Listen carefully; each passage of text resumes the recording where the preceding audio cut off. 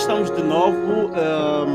Tenho o Dr. Shield está aqui conosco, tenho também o Emerson Souza, está aqui no estúdio conosco, e vamos então partir para o primeiro bloco. O primeiro bloco trata da distribuição da riqueza nacional. E eu quero, portanto, direcionar aos dois convidados, aos dois panelistas, aos dois debatedores, porque hoje é mesmo um debate como nós informamos já anteriormente. Distribuição da riqueza nacional. Sabemos todos, tem-se dito que Angola é rico, Angola tem recursos naturais e tantíssimos, e sabe-se disso, concretamente é isto, mas no concreto também não temos sabido entender como é que a distribuição da nossa riqueza não tem sabido satisfazer as nossas demandas de todos os angolanos. Então, eu quero partir perguntando aos dois meus convidados e gostaria, portanto, o primeiro que tivesse já prontos pudesse tomar a palavra. A distribuição da riqueza nacional, como é que vocês encaram este tema sobre a distribuição da riqueza nacional? Bom, vamos começar com o Emerson. Vejo que a telecâmara do nosso irmão, do Dr. Shield, está em off. Emerson, a distribuição da riqueza nacional, como é que nós encaramos, como é que tu encaras esse tema sobre a distribuição da riqueza nacional? Estamos a ver um país um país muito pobre mesmo, perante outras nações que não têm os mesmos recursos com Angola. Como é feita a distribuição da nossa riqueza em Angola? Bom, antes de mais, deixar a minha saudação extensiva para todos os seguidores do Bem-Aja, cumprimentar o nosso moderador, o nosso convidado Helder Chiuto. Bom, indo propriamente para o tema, cabe primeiro fazer aqui uma pequena análise sintética sobre o estado da nossa economia, porque se queremos redistribuir aquilo que são os ganhos, aquilo que são a arrecadação, as receitas do Estado angolano, temos que olhar para como nós estamos a produzir, porque nós não podemos redistribuir aquilo que nós não temos, mas temos que ser sinceros que, de facto, a redistribuição da nossa economia, da nossa riqueza nacional, não tem sido feita da melhor forma, não tem sido feita equitativa e deixa muito a desejar aquilo que são os objetivos e também a própria vontade, a ansiedade do angolano se realizar. O nosso tecido econômico está fragilizado essencialmente por dois grandes motivos. O primeiro é a falha do nosso planejamento estratégico. Se nós olharmos um bocadinho no Plano Nacional de Desenvolvimento, que visa um conjunto de metas macroeconômicas para potencializar a produção nacional, quer a curto e a médio prazo, tem muitas insuficiências. Temos projetos que muito pouco dizem, projetos que não são concretos na sua aplicabilidade ou na sua execução e que desconhecemos as probabilidades ou os estudos daquilo que é o seu potencial de arrecadação fiscal, ou seja, a capacidade e a pujança de riqueza que esses projetos podem trazer para o país. O segundo ponto que eu observo também a nível de fragilidade da nossa capacidade de produção nacional tem a ver, acima de tudo, para o falhanço das políticas públicas e também, né, é essencial, a política macroeconômica. Nós temos entradas e saídas de vários ministros, quer no Ministério do Planeamento, quer no Ministério da Economia, mas que não conseguem, de forma compacta, de forma muito clara, apresentar dados do que é que tem sido feito desde o início do governo. E aqui nós conseguimos identificar que falta também, em certa medida, uma transparência orçamental. Nós precisamos, acima de tudo, exigir do governo, das entidades e titular do Poder Executivo, que possam disponibilizar, acima de tudo, informações detalhadas sobre o orçamento público, sobre as receitas, para que possamos permitir os cidadãos acompanhar os gastos e tomar decisões muito bem informadas. Então, meia em volta, mês após mês, o cidadão angolano é abaluado com uma medida, uma política pública totalmente contrária à que já foi tomada. Parece que estamos a ser governados por puros decisores incertos, né? Que não têm uma ideia de onde querem dirigir o país, não apresentam um plano do médio e longo prazo, porque as grandes potências emergentes, e se olharmos aqui para os tigres asiáticos, que é para a Coreia do Sul, o Japão, o Vietnã, Taiwan, são países que desenvolveram, acima de tudo, com uma visão de longo prazo. Mas nós não sabemos para onde queremos levar Angola, até 2025, até 2050, até 2100. Vamos aqui ser um bocadinho mais positivista, né? Então, eu olho, aqui de uma forma muito sintética, desta forma, a nossa capacidade produtiva. Nós não vamos conseguir redistribuir aquilo que nós ainda não conseguimos produzir. Portanto, temos o desafio de focar, acima de tudo, na capacidade produtiva do país. Só assim, depois é que vamos conseguir redistribuir para o resto do cidadão angolano. Angolano. Ok, muito obrigado. Doutor Chilto, do seu lado, como é que vê esta questão da distribuição da riqueza nacional? Estamos a ver, o Emerson fala da transparência do orçamento geral do Estado, não é assim tão transparente. Falou também a perspectiva a longo prazo que não alimenta grandes esperanças, mas ele diz que vamos ser positivistas. E do teu lado, como é que tu vês o problema da distribuição da nossa riqueza?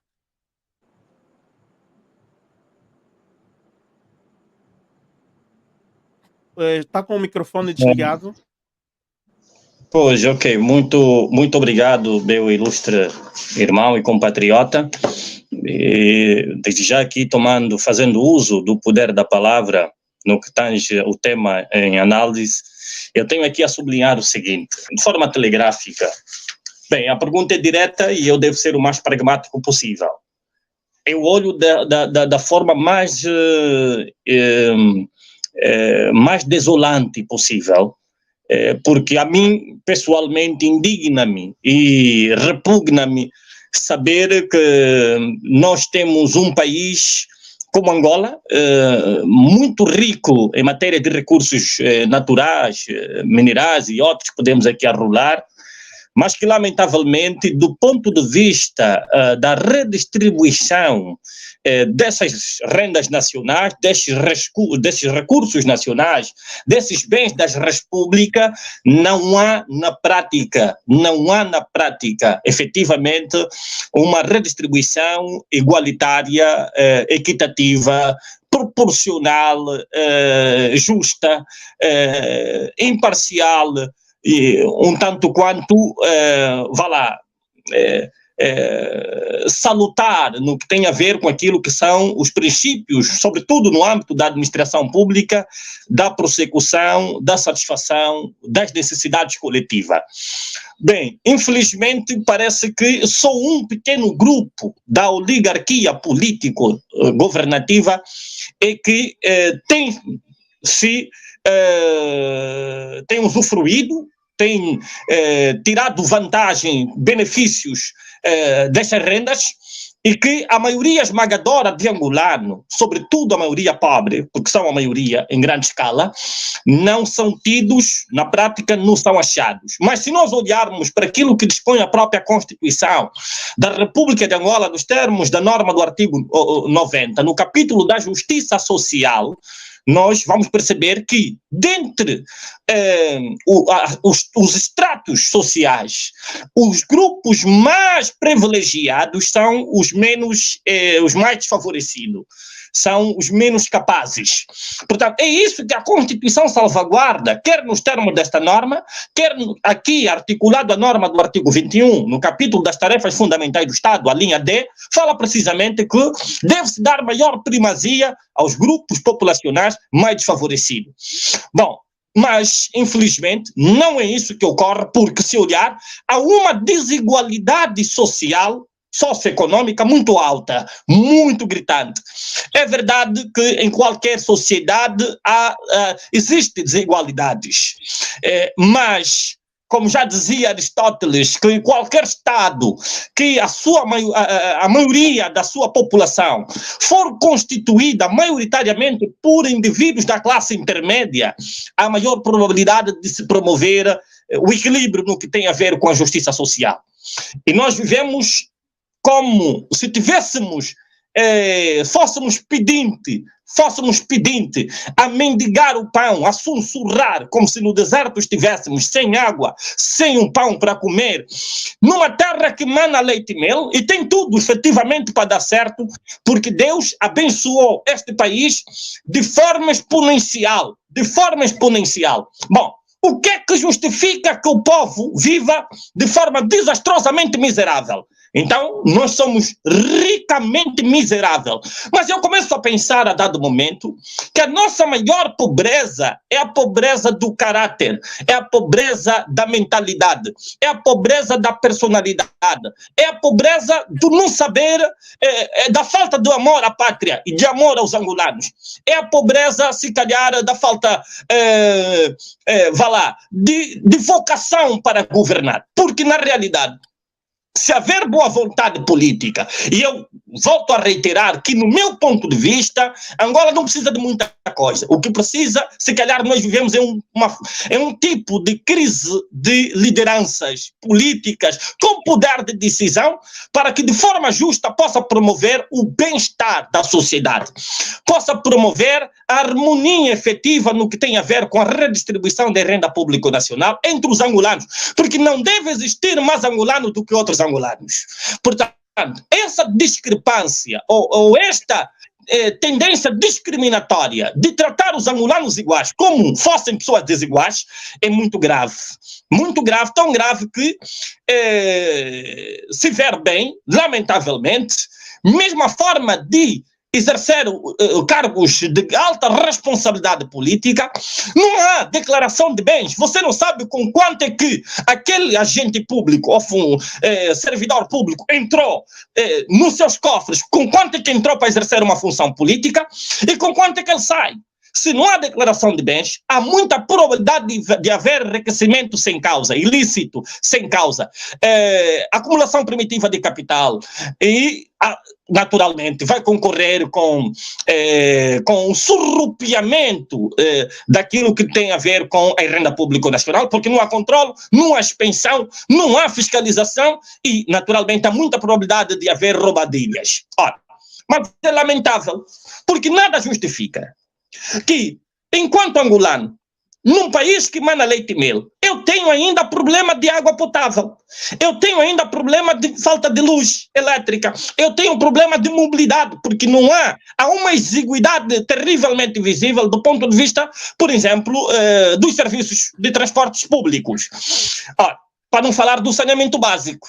Mas como é possível? Eu sou líder, eu sou político, sou governante, eu vivo bem, estou numa mansão terrível, eu tenho de tudo mais um pouco, porque não me falta nada, não compro nada, tudo em nome do Estado, mas aquele pelo qual são os administrados, na qual eu estou a governar, vivem de forma desastrosa.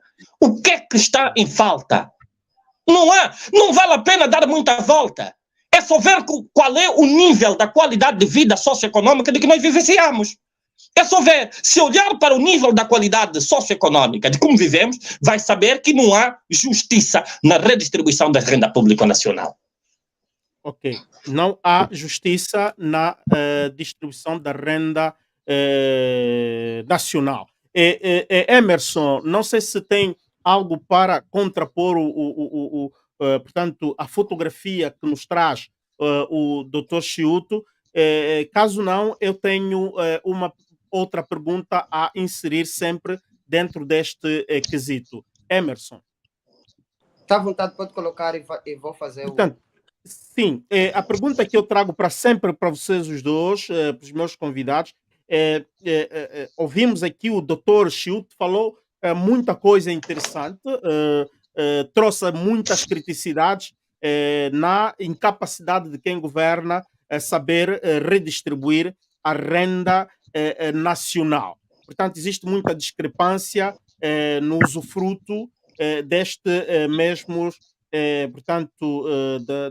mesmos introitos que o país tem estado a produzir. Olhando para o nosso orçamento, vamos no clássico, vamos primeiro passar pelo clássico, olhando para a política de financiamento público, vemos que o setor da saúde, o setor da educação, o setor da agricultura e depois a saúde está sim senhora, mas tem o problema do saneamento básico. São estes setores que muito sofrem, recebem exíguas verbas, exíguas somas para poderem gerir e prestar serviço à cidadania. Será esta uma lógica correta? Os introitos que o país tem, onde é que elas são alocadas? Será que nós, angolanos, vocês, jovens políticos, têm capacidade de identificar toda a outra massa para onde vai, o porquê que estes setores são assim minimizados?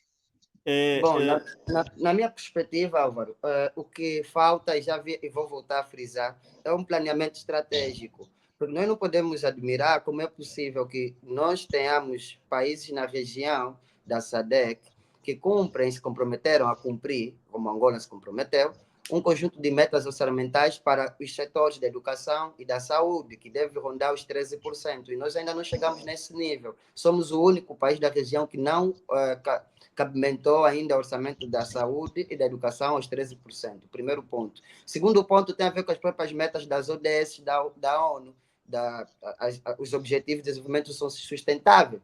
A Angola se comprometeu, dentro do direito internacional público, a cumprir um conjunto de matérias ratificadas nessas organizações. E há financiamento externo para que essas ações sejam materializadas. Mas nós ainda não estamos nem a 40% das metas concretizadas ou gizadas, pelo menos para os países africanos. Isso demonstra que não há vontade, mas ao invés de ficarmos a olhar para aqueles problemas que todos os angolanos conhecem, todos os angolanos vivenciam na pele, no dia a dia, eu prefiro olhar para aquilo que são os caminhos solucionáveis, porque batermos toda hora na mesma tecla e não apresentar um caminho é a mesma coisa de que estamos a aplaudir a palhaçada no circo. Eu acredito que o governo, o executivo, deve evidenciar esforço, acima de tudo, para potencializar a nossa economia. E existem dois caminhos. A economia funciona com produção, e produção se potencializa com consumo. Mas para nós termos famílias a consumir, as famílias têm que ter capacidade de adquirir os bens e serviços que são produzidos pelos empresários.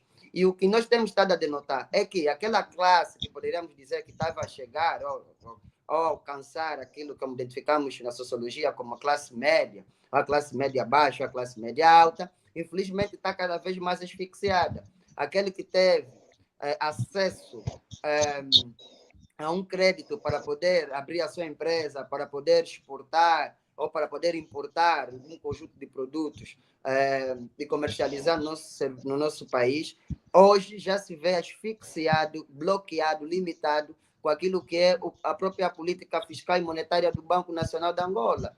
Hoje, nós temos cada vez mais pessoas a fecharem as suas empresas, a fecharem os seus negócios e a procurarem formas rudimentares de levar o pão na mesa. As pessoas hoje em dia não estão a fazer biscatos, não estão a procurar entrar no mercado informal para fazer alguns negócios, prestar alguns serviços, pura e simplesmente para poderem reinvestir na economia. Não, estão a fazer isso para sobreviver. E isso é notório. Então, acredito que o governo deve olhar, acima de tudo, para um conjunto de medidas. Eu vou aqui, pelo menos, ajudar, né, fazer essa consultoria pública por nossos governantes.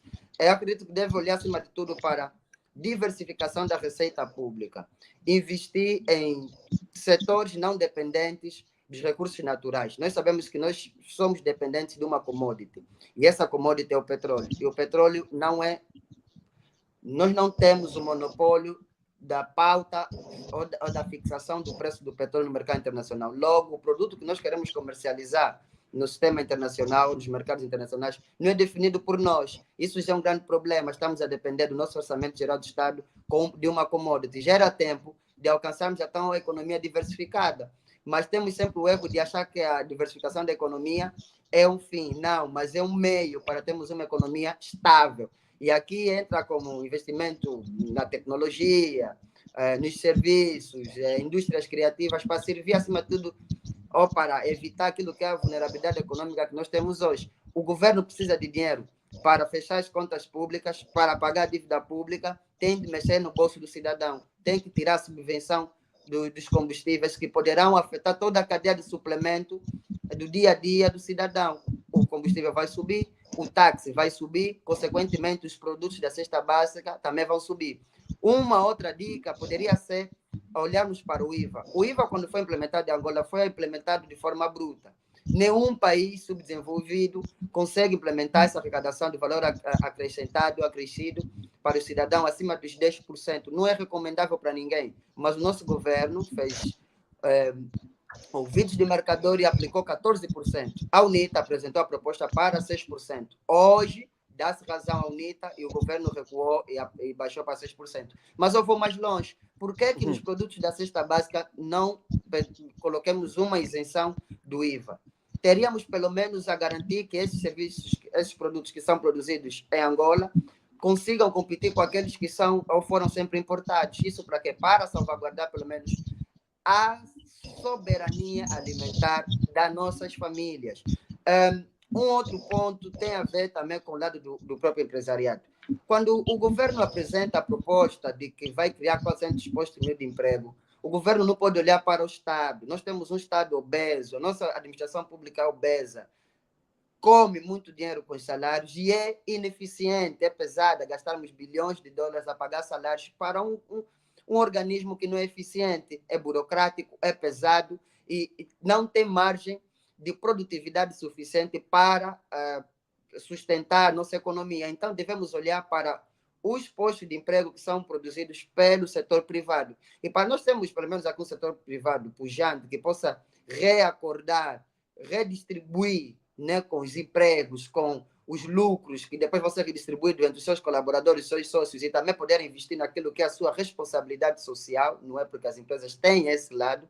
Temos de procurar incentivos fiscais para essas empresas. E aqui o governo falha muito. Nós temos empresas que nesse momento estão a faturar mais de 100 milhões de dólares, que poderiam receber incentivos fiscais para apoiarem, eventualmente, organismos do terceiro setor, como ONGs e várias associações, para poderem combater aquilo que é a grande procura por comida no lixo, nos contentores de lixo que nós vimos todos os dias nas ruas de Luanda. Um outro ponto que eu acredito que poderia fazer muita diferença tem a ver, acima de tudo, com o incentivo à agricultura familiar. Nós temos solos aráveis, nós temos potencialidade humana para investir, empregar esse capital humano na agricultura, mas falta, acima de tudo, uma política acertada, não é? Para que nós consigamos ter aqui os fertilizantes, as fábricas de fertilizantes, ter as máquinas necessárias e o incentivo para que essas famílias deixem de fazer o comércio ou prestar os serviços nas localidades urbanas e irem de novo para os campos. Nós estamos a vivenciar um êxodo rural. Os jovens, cada dia, estão a chegar aos montes, nas capitais, porque não temos uma vivacidade, não temos economia circular, não temos incentivo para estarmos no interior do país a investir no nosso país. Eu acredito que a nossa perspectiva enquanto jovens, e devemos ter esse questionamento sobre o que é que estamos a fazer, o que é que encontramos, o que é que nós pretendemos deixar para as futuras gerações, deve ser um debate muito pautado, acima de tudo, para a resolução dos problemas. Porque quase todos os dilemas da nossa sociedade nós conhecemos muito bem. Todos nós vivenciamos isso. Mas devemos canalizar a nossa força para criarmos aqui sinergias que possam ser solucionáveis, que possam ser construtivas, ao invés de cometermos os erros que os nossos mais velhos cometeram, em antagonizarem-se, em divergirem em questões pura e simplesmente personificadas, não é? Não gosto daquele porque ele é daquela tribo, não gosto desse porque aquele é daquele partido, e nós não precisamos ter isso, precisamos reconstruir Angola num prisma, acima de tudo, patriótico. Portanto, creio que debates como esse, ideias como essas, é que vão acabar por sensibilizar aqueles que têm o domínio da máquina pública para poder efetivar, então, essas políticas. Ok, muito obrigado, Emerson. Dr. Chilto, a pergunta é a mesma, olhando para a distribuição, portanto, das verbas, que é ali, inicialmente, onde se faz a distribuição da riqueza, na repartição das verbas em cada setor e na prestação do serviço. O cidadão, portanto, usufrui a riqueza nacional através dos serviços que lhes são prestados, sem falarmos ainda dos subsídios, porque no nosso país, políticas de subsídios, ouve-se falar frequentemente dos desmobilizados, dos antigos combatentes, não se fala, por exemplo, dos diminuídos físicos, dos que não vêm, e tantos outros problemas, não é? De incapacidade física. Como é que tu, desculpa de lhe tratar de tu, como é que o Dr. Chiuto vê essa questão da distribuição das verbas? Os setores primordiais são aquelas que recebem muita catanada, e aqueles que não são tanto, digamos assim, não são prioritários, é que recebem grandes margens de financiamento. Qual é a sua proposta, qual é a sua crítica nesta ótica?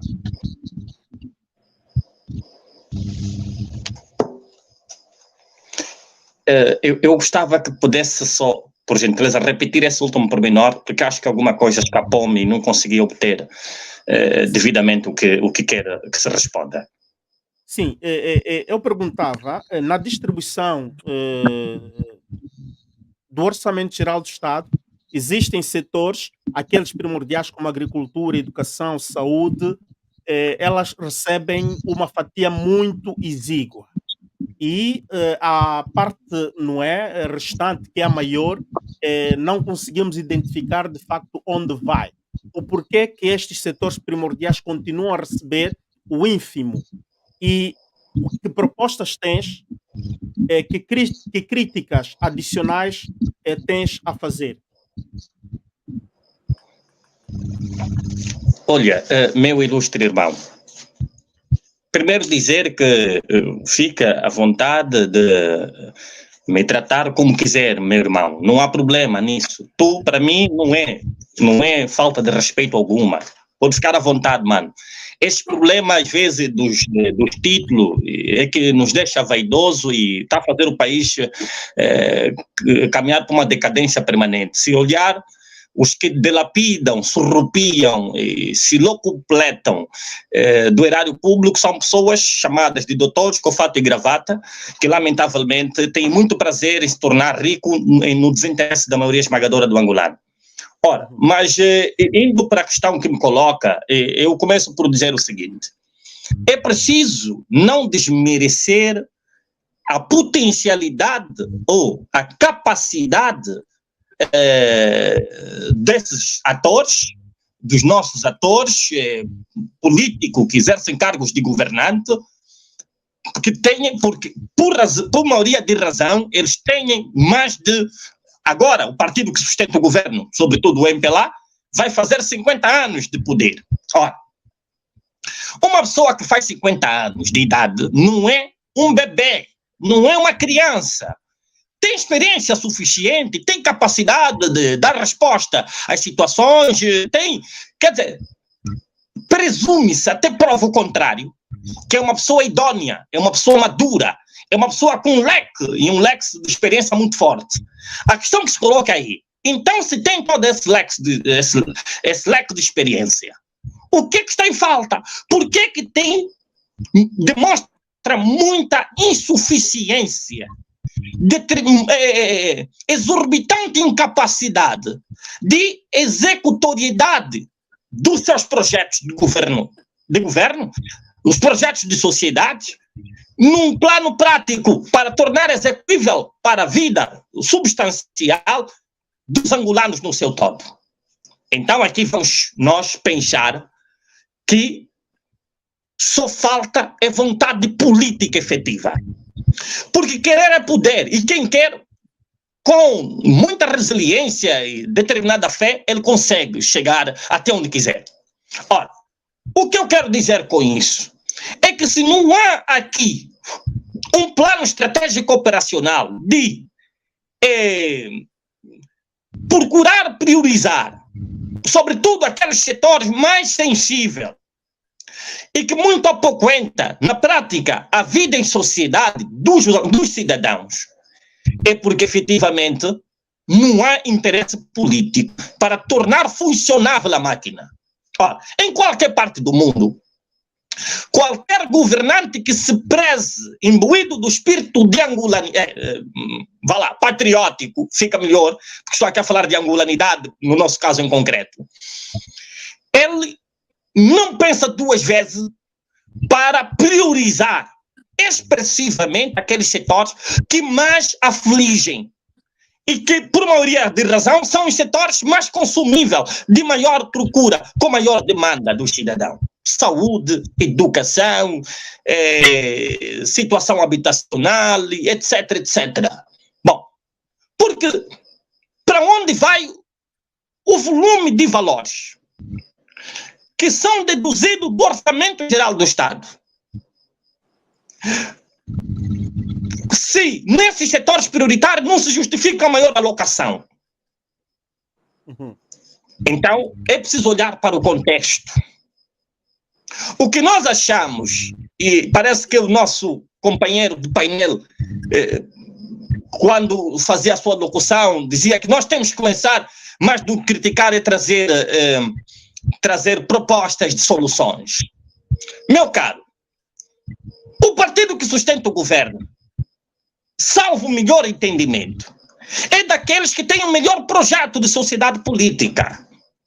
Durante este interregno de tempo, de mais de quase 50 anos de governo, qualquer um que é poder há 50 anos não é uma pessoa inexperiente. No papel, do ponto de vista formal e não material, os seus projetos são bonitos. Você a ler aqueles projetos, você diz, uau, epa, Angola tem tudo para ser uma nova Califórnia.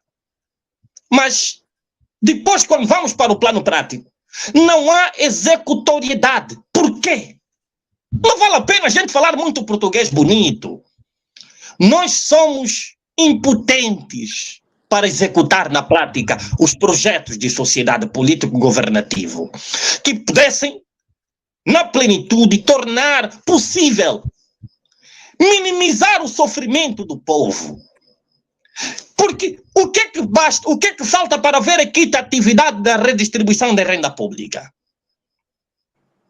Então precisamos de...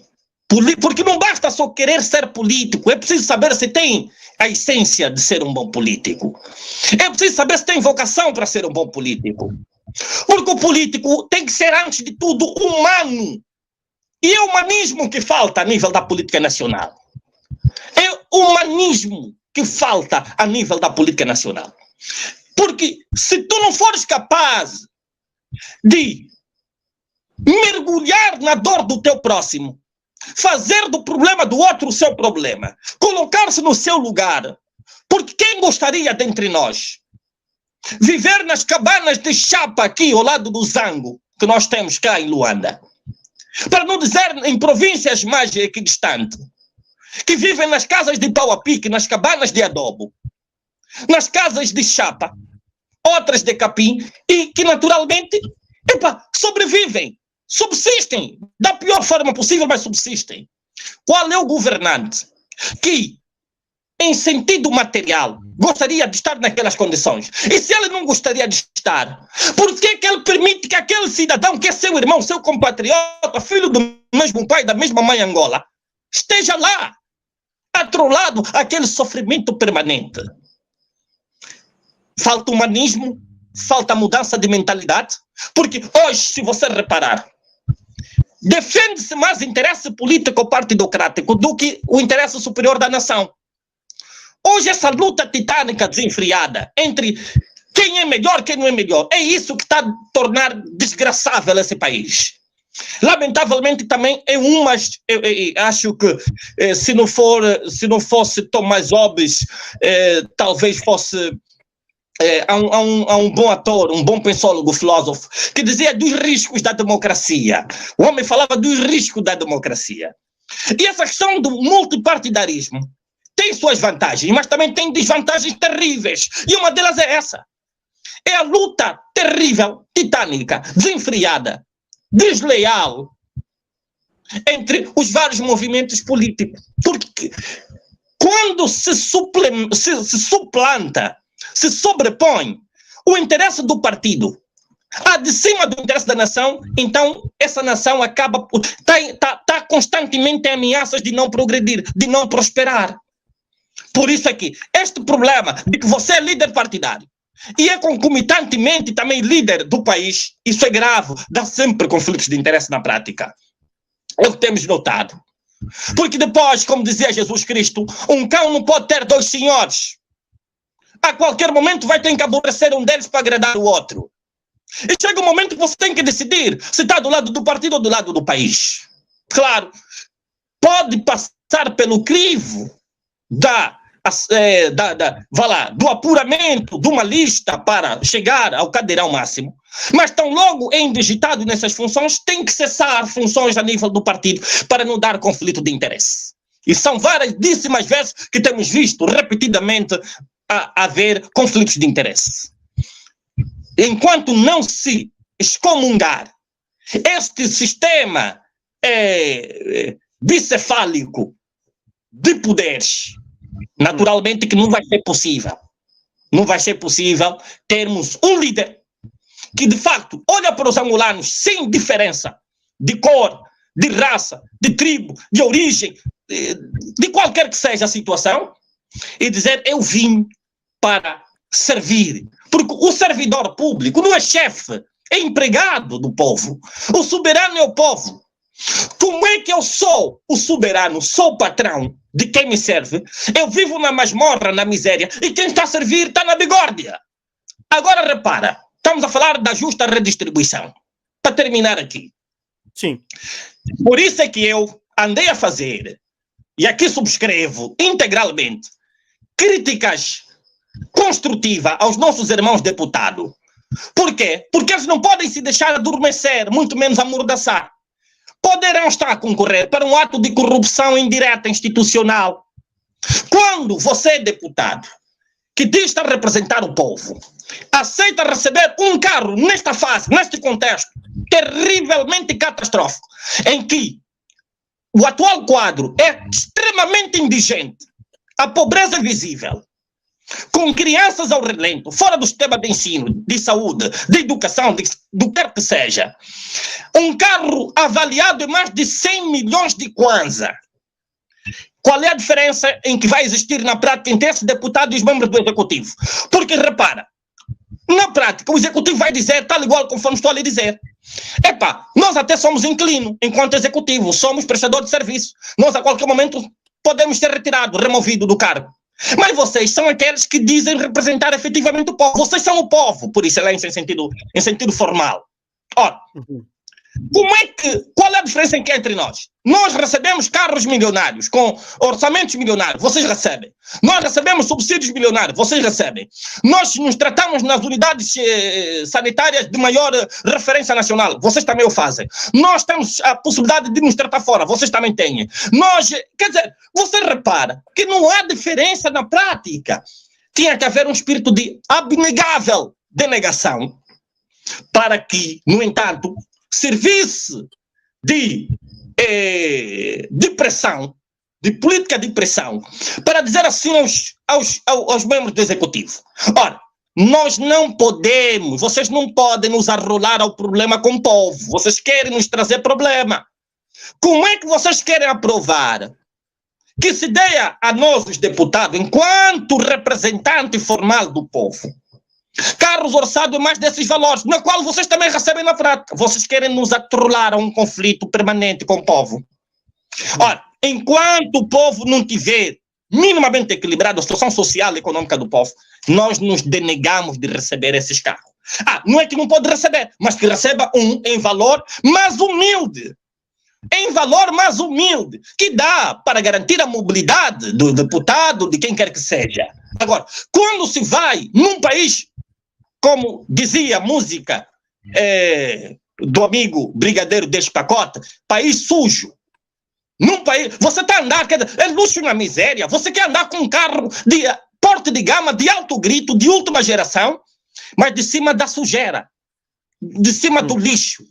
Quer dizer, você nota que não há compromisso sério com essa nação. De quem nós vamos esperar e vamos garantir alguma esperança? Não sei, dessa geração dos cotas já não acredito. Daí é que chama a atenção que a nossa geração tem que ter muita cautela por causa do imediatismo. Nós estamos agora numa luta terrível de que safa-se quem puder, cada um por si, Deus para todos. Por isso é que estamos a ver jovem da nossa era, da nossa etapa, altamente corruptível. Por quê? Porque ele também quer ter as benesses, quer ter as mordomias, quer ter uma vida de lorde, quer ser chamado de chefe e quer que eles tendam o tapete vermelho no chão. Então, nós já começamos a comprometer o futuro geracional dessa nação. Penso que o caminho não é esse. Temos que repensar Angola. E repensar Angola significa, com honestidade intelectual e com honestidade patriótica, podermos todos, cada um de nós, no seu domínio, na sua área de atuação, fazer a sua parte para tornar funcionável e realizar Angola para os angolanos no sentido geral. Porque senão é mentira, meu irmão. Estaremos só a somar retrocessos em cima de retrocessos. E não é essa Angola que nós queremos e que os nossos pais, nossos ancestrais lutaram para que hoje pudéssemos viver com o mínimo de dignidade humana possível. Dessa forma não chegamos lá. Desta forma não chegamos lá. Eu quero falar a todos aqueles que estão nos a acompanhar. Estamos aqui no debate de interesse nacional. Temos 3 assuntos que estamos a falar. Estamos no bloco em que estamos a concluir sobre a distribuição da riqueza nacional. Se é pela primeira vez que estás aqui a acompanhar este canal, inscreva-te e também deixa o seu like. Eu vou pedir para 2 pessoas, aquelas que estiverem de facto prontas e que já conhecem o número do Bem-Aja, que possam telefonar e fazer uma pergunta precisa para os 2 debatedores nesta noite. E eu tenho uma última pergunta para fazer para os 2. Uma pergunta muito concreta, de uma fotografia muito concreta. Será que os programas reconhecem, vocês os 2, reconhecem que existe um programa nacional de crédito para as médias e pequenas empresas nacionais? Existe? Funciona? Se não existe, devia existir? E como é que devia isto funcionar? Esta é a pergunta da nossa parte aqui do estúdio, a última pergunta. Enquanto isso, nós aguardamos para os seguidores do canal assíduos, aqueles que têm o número do Bem-Aja, que possam também telefonar e colocar uma única pergunta. Vamos atender 2 telefonemas. Enquanto isso, Emerson, sobre o programa de crédito para as médias e pequenas empresas, o que é que tens a dizer? Bom, relativamente à questão dos créditos e do acesso, né, ao financiamento para as pequenas e médias empresas, nós temos sempre muitos problemas e estão identificados e nós já conhecemos. Vou passar a citar pelo menos alguns. O primeiro tem a ver com a burocracia excessiva que é colocada aos pequenos empreendedores. Sabemos que um pequeno empreendedor que vai ao guichê único do empreendedor para poder legalizar, abrir o processo da sua empresa, encontra já um conjunto de empecilhos. E quando chega ao banco para poder apresentar o projeto e solicitar um crédito, claramente que ele não vai ter requisitos todos, né? Porque é uma empresa nova, não tem um histórico financeiro que poderá servir de base ou de garantias para aquele crédito. Então, o excesso de burocracia já limita ou faz um filtro meio que natural ou propositado para um conjunto de empreendedores. O segundo ponto tem a ver com aquilo que é um grande problema no nosso país, que tem a ver com o nepotismo, o amiguismo e o tráfico de influência. As pessoas que conseguem o crédito têm que ser pessoas que conhecem o gestor de crédito, que conhecem o gestor da agência, ou sobrinho de, filho de, amigo de. E esse ciclo vicioso dos grupos de interesse em volta dos grandes taxos econômicos do nosso país criam muita dificuldade para os empresários de gema, para aqueles que de facto acordam todos os dias 5 horas comprometidos não somente em fazer lucro, mas em pagar salários para os seus funcionários. E nós temos aqui essa grande dificuldade de destrincar os empresários de verdade, os empresários que se dedicam, sacrificam pelo país e que têm vocação para produzir riqueza, daqueles endinheirados que pura e simplesmente foram acariciados com um conjunto de bens e valores monetários e que procuram criar um charme social de que têm empresas. Esse é o grande dilema que nós temos aqui. E um outro grande problema que nós identificamos tem a ver com a escolha dos bancos que são, de fato, os credores. Quando nós temos um investimento setorial do governo, o governo vai dizer vamos delimitar este ano de investimento para a agricultura.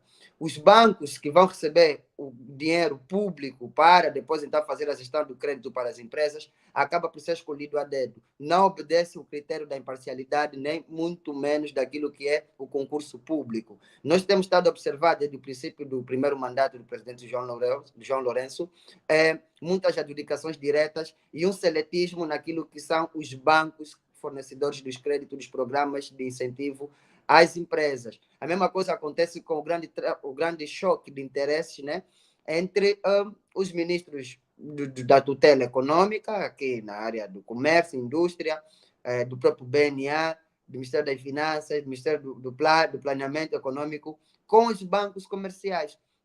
Como é possível nós termos, por exemplo, um ex-presidente do Banco Nacional de Angola, que é sócio maioritário do considerado melhor banco comercial de Angola, o Banco BAI. Claramente que nós já identificamos que aqui há conflito de interesses, porque o árbitro também é jogador, ou seja, faz parte da direção de um clube dessa mesma liga.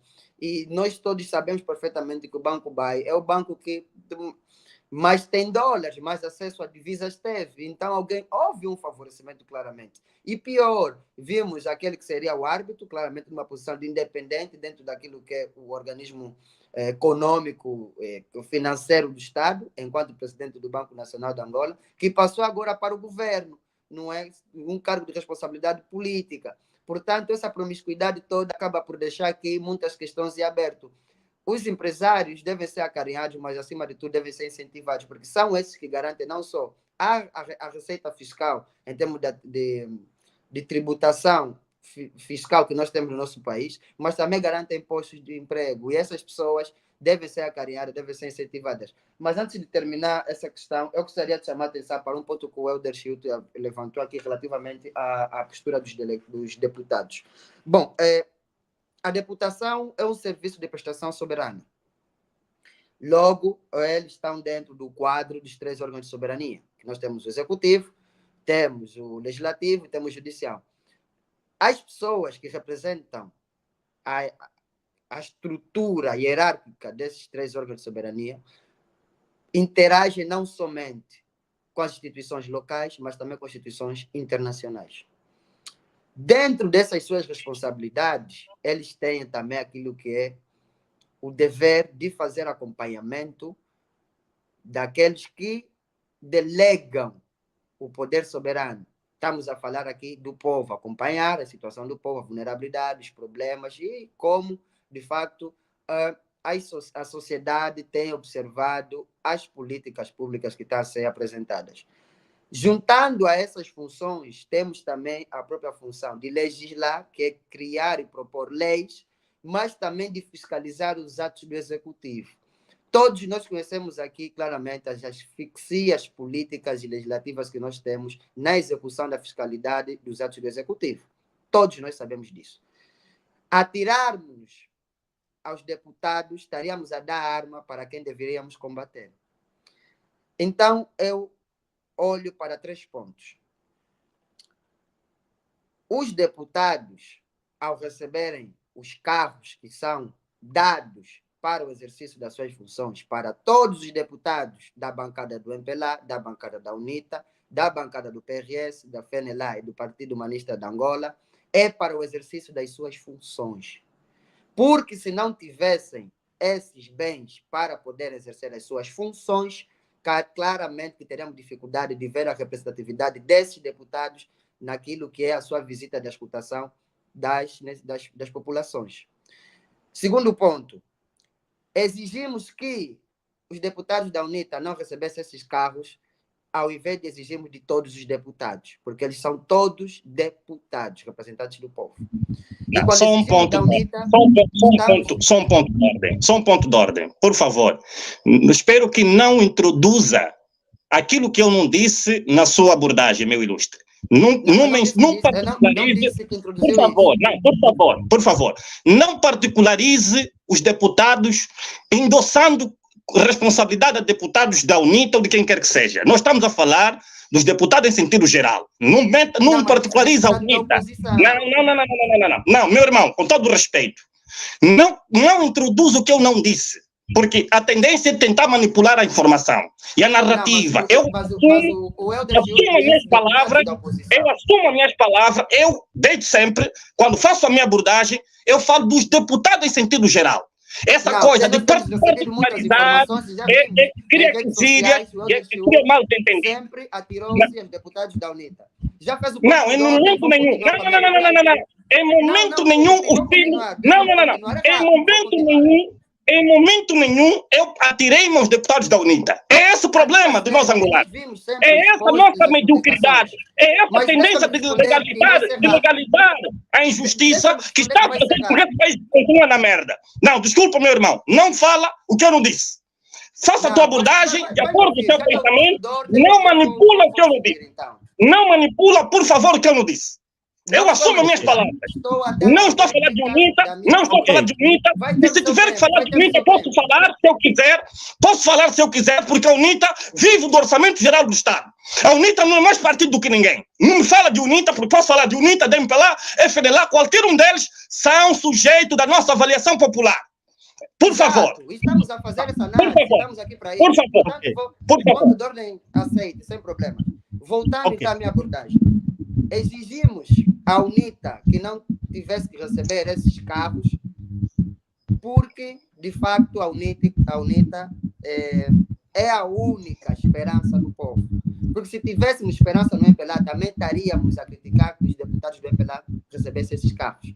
Mas quando olhamos somente para a UNITA, é porque, de facto, o povo espera muito mais da UNITA. Mas a UNITA está responsável, está consciente do seu trabalho. E a UNITA está comprometida porque sabe que é o instrumento que o povo escolheu para garantir, acima de tudo, a satisfação dos objetivos dos angolanos. Terceiro e último, não menos importante, tem a ver, acima de tudo, com o próprio Manuel de Chiuto, que tem atirado pedras numa mangueira onde estão as mangas que ele quis comer. Eu não sei se o deputado Helder Chiuto, ou o embaixador Helder Chiuto, se fosse, de facto, eleito pela Casa CE, que é o seu partido, também teria o mesmo posicionamento, ou se não iria aceitar o Lexus. Porque isso aqui é uma questão de consciência, é uma questão de caráter, não é? Emerson, um ponto de ordem. O Helder Chiuto... Não. Só estou para dizer uma coisa. Vais continuar. O Helder Chiuto já não faz parte da Casa CE, não é? Não é seu partido. É só para corrigir essa parte. Podes continuar. Tá bem. Pronto. Vou fazer então a correção. O Helder Chiuto esteve na lista para candidatos pela Casa CE. Não conseguiu ser eleito e atira-se aos deputados. O que eu acho que é mau. Mas pronto, fazendo aqui a réplica, isso é uma questão de receber ou não os cargos de apoio ao trabalho parlamentar, é ou não uma questão de consciência individual. Porque temos deputados da UNITA que não receberam. Temos o Rafael Savimbi, não recebeu, porque não quis receber. Portanto, não podemos generalizar as pessoas. Existem pessoas, claramente, que têm a sua perspectiva, trabalho, têm a sua perspectiva sobre os usos dos serviços, dos bens que o Estado apresenta ou cede para o exercício das suas funções, e outros têm outra perspectiva, e é legítimo. Portanto, essa é a minha réplica, que nós não caiamos aqui no populismo, na demagogia, de levantarmos aqui falsos fantasmas, quando, na verdade, nós temos um partido que está no poder desde 1975, que no próximo ano vai completar 50 anos no poder, e estamos a dispersar energia em revanchismos políticos, em discursos que muito pouco vão abonar aquilo que é a perspectiva solucionista, e devemos chamar a atenção sempre que necessário. Por isso eu gostaria de chamar esse ponto. Ok, vamos dar a palavra ao Dr. Helder Chiuto. Não se esqueça, Dr. Helder Chiuto, sei que quer replicar, mas a pergunta inicial é aquela. Programa de financiamento público às médias e pequenas empresas. Portanto, Dr. Chiuto, tens o microfone. Ok, muito obrigado. Bom, depois do Dr. Chiuto, por favor, já temos um seguidor aqui em linha, mas Dr. Chiuto, dê a sua resposta tenha seu Ok. tempo, o irmão Ok. aqui vai aguardar. Ok, pode avançar. Eu, quando via o nosso companheiro de painel a fazer o seu introito, tive logo a percepção que possivelmente veio com uma agenda dirigida para tentar, se calhar, nos achincalhar. Bom, é possível que esteja a cumprir a agenda de qualquer partido político, não sei qual. Mas eu vou dizer o seguinte para lhe responder, e com muito agrado. Eu gosto quando me fazem essa pergunta que colocou no ar. Ora, não, mas se fosse deputado pela Casa C, será que não receberia? Eu não sou quimbandeiro político nenhum para fazer futurologia política. Primeiro, a questão que coloca é hipotética. E de forma... Como a questão que coloca é hipotética, por hipótese, poderia ter recebido, por hipótese, poderia não ter recebido. Logo, como não há um facto em concreto, não consigo, melhor, rebater a pergunta na forma de como coloca. Por outra, mesmo que por hipótese recebesse, isso não me retiraria o meu direito, o uso do direito de protesto. Esse é o problema dos angolanos. É achar que basta receber, já é motivo para ficar calado, se silenciar, ficar amordaçado. E por outra, e se não recebesse? E se não fosse candidato à cabeça de lista pela Casa Sem Luanda? Qual seria o outro argumento que teria colocado a Lissa? Aí está a nossa maledicência preterintencional de querer legalizar e normalizar a injustiça social no âmbito da justa redistribuição da coisa público-nacional. E digo mais, e assumo minhas palavras. Qual é por isso é que os deputados não têm autoridade política, não têm autoridade jurídica, não têm autoridade moral de poder cobrar prestação de conta ao executivo. Porque o executivo, com toda a sua estratégia, ele consegue os amordaçar. Portanto, qualquer um que recebe favores de quem devia cobrar prestação de conta, perde o poder de ajuizar um processo cujo aquele indivíduo é parte daquela situação em concreta. Ora, mas, meu caro, o Helder Chiuto foi um simples cabeça de lista pela Casa Sem Luanda. A primeira vez que fez parte da política ativa foi em 2023, agora as últimas eleições. Foram os políticos que vieram atrás de Helder Chiuto. Como veio políticos da Casa C, veio político de outros partidos que, por razões de ética, não vou colocar aqui no ar. Porque Helder Chiuto preferiu os partidos tradicionais para ir para uma Casa C que já estava praticamente morta? Tenho que repensar. Eu, se fosse ambicioso, em sentido particular, subjetivo, eu iria para um partido que está melhor destacado, porque é certeza que lá seria deputado. Meu caro, ser deputado para mim, fica já isso claro para todos os angolanos, não é um sonho. Ser deputado para mim seria para mim vá lá, uma ação de honra no âmbito de servir a pátria, do melhor servir os interesses da pátria. Por isso é que nós temos um mau conceito do que é ser deputado. Porque tem benesses, tem mordomia, tem regalia. E se não tivesse, quantos queriam ser? E qual é a forma de ser deputado em Angola? É por meio de uma lista. Quem é que foi diretamente votado por um cidadão? É de uma lista. Qualquer líder do partido político que tenha simpatia por si, pode colocar lá, pode colocar a sua amante, pode colocar a cucubina, a mantiúba, quem ele quiser. Mas as pessoas que têm mérito em razão da capacidade de melhor dar resposta à situação são colocadas de parte. Sabe como é que a coisa funciona na prática? Eu estive lá, vi. E falo com conhecimento de causa e com propriedade. Portanto, deixamos de tentar manipular a opinião pública, querendo legalizar a injustiça, justificando com argumentos baratos, infundados, insustentável. Então, calma ali. Acha normal, numa fase dessa, ter que se dar ao deputado que já recebeu uma carrinha em luxo no início do ano parlamentar, do ano legislativo, recebeu mais de 100% do incremento do subsídio que nós apelidamos como milionário, subsídio de instalação, subsídio de fim do mandato, subsídio de instalação, 22 milhões e tal de kwanza, subsídio de fim do mandato, 24 milhões de kwanza, e recebe uma Land Cruz, último grito, podia ter recebido um carro chefe-máquina, aqueles idênticos dos padres, se é para picada. Olha para luxo. Desculpem, nós estamos a inverter a marcha do processo. E somos nós. Por isso é que eu digo que, na prática, mais do que os políticos gananciosos desse país, é esse povo, uma maioria desse povo, que quando o interesse lhe apetece defender, ele finge que não está a ver a ilegalidade do ato. Ele finge que não viu que aquele ato é injusto. O que ele faz? Procura argumento para tapar com a peneira aquele solo na qual ele também tira vantagem. Porque, quiçá, tem interesses partidários, tem interesse de um familiar que se calhar é deputado. E esse é o nosso problema. Não somos imparciais, não somos justos nas nossas análises.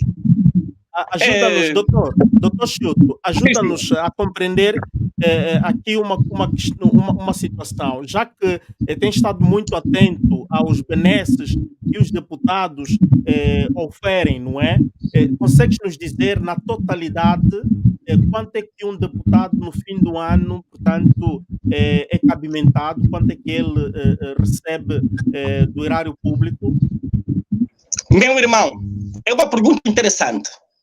Desculpa que diga nesses termos. Até hoje, eu sou, por final, porque não vi outra pessoa a fazer, o único angolano que teve a petulância de vir a público, porque não conhecia também, depois de ter contato, me escandalizei, com o estatuto remuneratório dos deputados.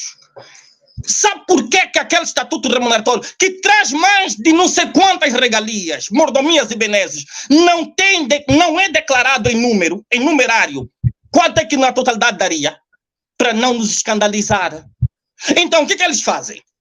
Eles declaram um salário mínimo de 1 milhão e tal de kwanza, mas não declaram quanto é que será para cada um deles cabimentado, alocado,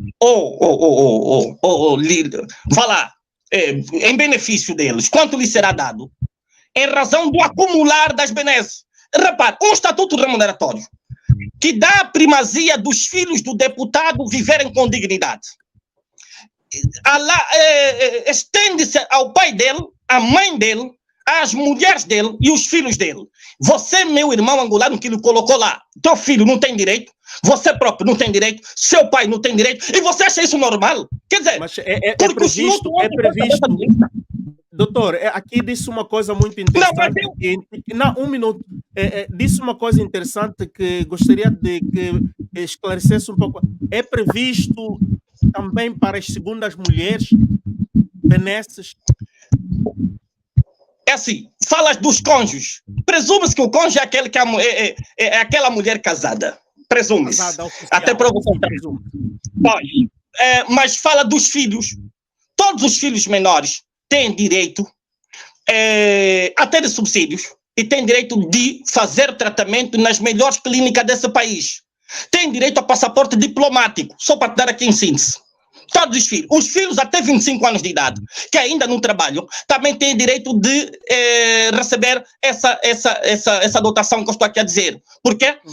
Porque o estatuto remuneratório prevê. Quem aprovou? São eles. Então você aprova no teu interesse, coloca, quer dizer, é assustador o nível e o número de benesses que tem naquele estatuto remuneratório, salvo se já sofreu alguma ação pontual. É assustador. Nós não podemos, ilustre, tentar minimizar um escândalo desse. Em países ultradesenvolvidos, onde a democracia é plena, isso dá derrubo do parlamento. O parlamento tem que cair. Doutor, muito obrigado. Agora vamos na pergunta. Vamos, porque essa réplica foi bastante. Não, por causa do tempo, agora eu tenho uma réplica também. Eu tenho que falar. Depois dou a palavra. Dou a palavra, Emerson. É preciso não desinformar as pessoas. Trazer a candidatura de Chiuto como bode expiatório para justificar o injustificável. Isso é mau. Isso é maledicência. Bom, indo para a questão do tema, e é disso que temos que falar, o objeto de discussão do debate hoje são os temas, trago a liça para a nossa reflexão. Não é Hélder Chiuto, por amor de Deus. É normal que verdade, estamos não se sentindo satisfeito. Agora não ouvimos nenhuma. Não, vou lhe dizer, as propostas que eu trago, e se me acompanha, deve saber, até hoje, no âmbito da causa do zero criança na rua, há 7 meses que eu remeti um projeto de mitigação do fenômeno ao governador provincial de Luanda, na qual muitos indivíduos, inclusive da oposição, por ciúme maléfico, entenderam começar a chincalhar o nosso nome pelo facto do simples governador não receber. Quer dizer, mas o governador te recebe e você fica em parafusos. Oh, não é dever dele. Não está a servir o país. Quer dizer, mas não está que nós somos doentes. Não é normal. Esse país não avança por causa da nossa qualidade mental. Eu remeti o projeto. E o projeto tem 10 pontos como possível vias de mitigação do fenômeno. Se os 10 não valerem, talvez pode valer aqueles pontos que o governo, no âmbito do seu projeto de sociedade política governativa, tem em carteira. Então, calma ali. Não é uma causa nobre de se ter em consideração? Já ouviu no parlamento algum deputado a falar do zero criança na rua? Não está interessado com isso. Sabe por quê? Não tem filho dele na rua. Não tem filho dele a comer no lixo. E achas que eu tinha o dever de estar a falar disso? Também doutor, não tenho filho na rua, mas eu quero prevenir o amanhã. Quero prevenir o amanhã. Se me permitir, doutor, nós temos ainda um outro bloco em que falaremos da responsabilidade social do Estado. Ali poderemos entrar nestes argumentos. Portanto, vamos fechar este bloco sobre a distribuição da riqueza nacional, economia. Muito obrigado. Eu queria ter porque o meu colega, o meu colega insiste em dizer que eu tenho que trazer solução. A solução quem tem que trazer é quem governa. Eu não sou governo. Quem tem que trazer solução? Meu caro colega, é quem governa. Estou chateado porque levantei aqui a questão que ele próprio tempo. Não fiquei chateado.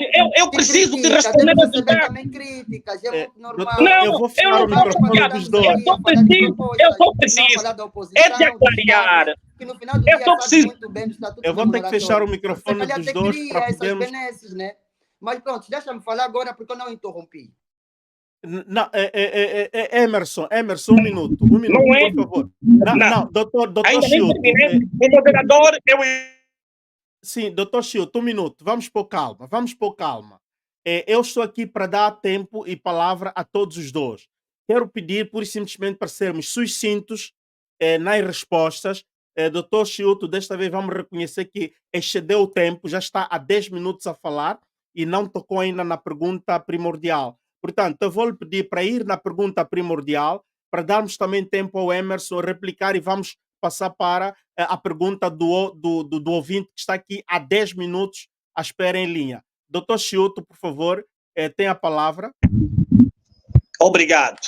Só para terminar, se o meu amigo não fizer ataques subjetivos, direto à minha pessoa, como se de uma encomenda de qualquer partido político insatisfeito com o meu pronunciamento fosse, nós vamos falar do tema. Somente disso interessa falar. Falando, por exemplo, do que colocou à mesa para reflexão, não tem a ver com os créditos. Isso está claro. Se para um simples agente da força da ordem, da segurança e ordem pública, um simples militar não tem acesso ao crédito, porque as bancas estão fechadas para os créditos individuais. Claro, e você hoje nota que o simples militar, um simples agente de base, dificilmente consegue ter uma viatura própria para melhor se locomover, garantir a mobilidade, para servir melhor os interesses do país. Imagina as empresas em sentido particular, que são sociedades, entidades coletivas de domínio privado, não é?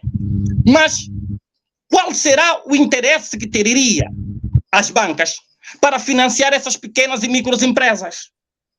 Em regra, as empresas que recebem grande volume de dotação creditória são as grandes empresas, cujo, possivelmente, aquele PCA, aquele presidente do banco tal e A, B e C, tem interesse direto.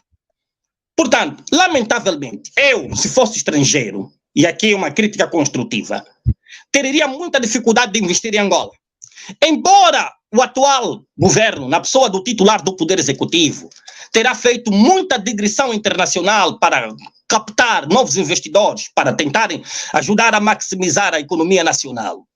Se veres bem, e falo agora, porque enquanto advogado tenho tido processos que a mim deixam-me assustado. Então, no domínio, por exemplo, das infrações. Se você, enquanto entidade, empresário, cometer um mínimo de infração, e aqui não há separação das pequenas, micros, médias e grandes empresas, todas são tratadas com igualdade de circunstancial. As multas arbitradas são muito elevadas, que você não tem ideia. A multa que pode chegar a qualquer coisa como a última, por exemplo, de um caso em concreto que eu estive, estava a quase 19 e tal milhões de kwanzas. Por quê? Porque não tem no seu, no letreiro, não tem, por exemplo, não foi adicionada a escrita comércio a retalho. Por não ter uma escrita designada comércio a retalho naquele letreiro, né, como é que eu chamo? Da placa, não há no letreiro comércio a retalho, eles já não querem saber. Não querem agir de forma pedagógica. Não querem pensar que, ao penalizar essa gente, pode providenciar um incentivo à falência técnica daquela empresa. Pode desempregar milhares de angolanos que beneficiam daquela oportunidade de emprego. Pode deixar de contribuir para os cofres do Estado no âmbito das contribuições fiscais. E só quer aplicar multa. E o que é que isso excita? Corrupção direta. Como? Se você é agente da Niesa, vai a uma empresa e denota uma infração e quer logo aplicar multa, e a multa é muito alta, por exemplo, na ordem de 20 milhões de kwanza. Um exemplo. Claro, eu não quero pagar 20 milhões de kwanzas como multa ao Estado. O agente vai me condicionar, olha, se não quiser pagar os 20 milhões, então, olha, tem a oportunidade de me pagar 2 milhões. Paga-me só 2 milhões para mim e eu fecho o processo. Eu fiquei de fazer um artigo científico-jurídico para aconselhar o senhor Presidente da República, na qualidade de titular do Poder Executivo, que esta lei está a combater o seu governo. Reformou-se a lei do exercício da atividade comercial, mas não se olhou para a reforma desses artigos altamente musculosos. E eu estou a dizer isso por quê? Porque, pelo menos da empresa que eu presto assessoria jurídica, o Pula já não quer ficar em Angola. Só em função dessa multa de 19 milhões. E a multa pode chegar até 98 milhões de kwanza. Há um decreto qualquer que aplica multas até 98 milhões de kwanzas. Nós depois vamos dizer que os funcionários da Niesa são corruptos. Não! É esta lei que está a incentivar atos de corrupção ativa. Se não se reformar a lei e não se flexibilizar a aplicação das multas, pode acreditar. Vamos continuar a fechar as empresas privadas. E essas empresas privadas são os melhores parceiros do Estado no âmbito da captação, da maximização da economia nacional e da oportunidade para a abertura de grandes empregos. Ora, concluindo, eu ainda acho que a banca em Angola está fechada. E já faz anos que está fechada. Os créditos não estão a ser concedidos, senão por via, se calhar, da porta do fundo. E isso é grave.